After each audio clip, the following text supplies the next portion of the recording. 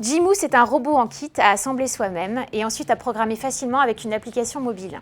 Il a été conçu par la marque chinoise Uptech et vient tout juste d'être commercialisé en France depuis le mois de mai.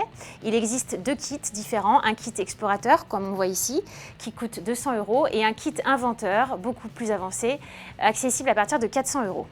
Alors on a voulu savoir si c'était vraiment réalisable pour des enfants de 8 ans et si aussi les adultes pouvaient trouver leur compte avec ce petit robot. Alors la première impression, c'est que c'est un très beau produit. Quand on ouvre la boîte, on accède à un rangement façon tiroir comme dans un mini établi avec toutes les pièces détachées et beaucoup de couleurs.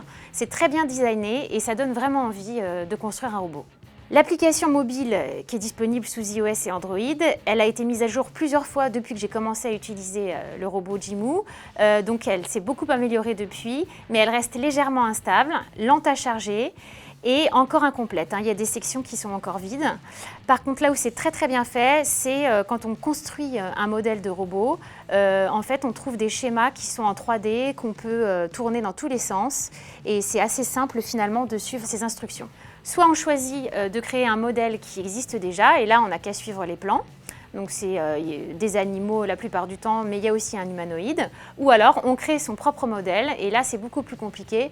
Donc moi je conseille de commencer par un modèle qui est tout simple, qui s'appelle la barrière. Donc ça prend pas beaucoup de temps, il y en a pour un quart d'heure à le monter. Et là on peut déjà expérimenter les différentes pièces et la façon dont ça fonctionne avec les moteurs.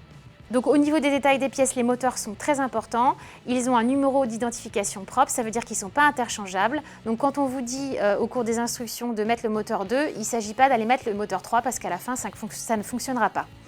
On a aussi une boîte de contrôle. Alors la boîte de contrôle, c'est en fait une espèce de mini-ordinateur et elle est alimentée par une batterie et tout simplement, elle se recharge grâce à un adaptateur secteur. On a des pièces en plastique qui font l'ossature du robot et on a surtout des connecteurs qui sont à brancher sur les moteurs et on a aussi des petites pièces qui font office d'articulation. Une fois que votre robot est construit, il faut le connecter à votre terminal mobile.